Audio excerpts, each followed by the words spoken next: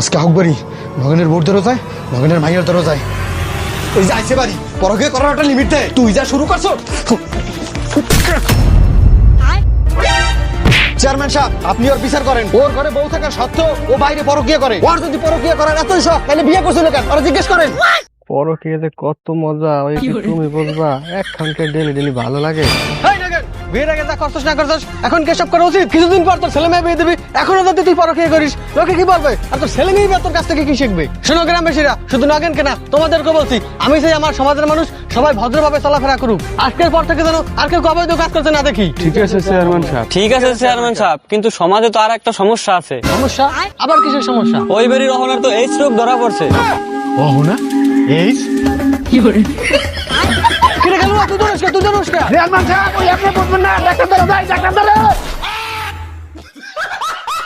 Chairman সাহেব, ও সত্যি কথা জানে না, ও হনার না, ওনার মার ধরা পড়ছে। ডাক্তার মনে রাখেন, কালু না মুই মুই মুই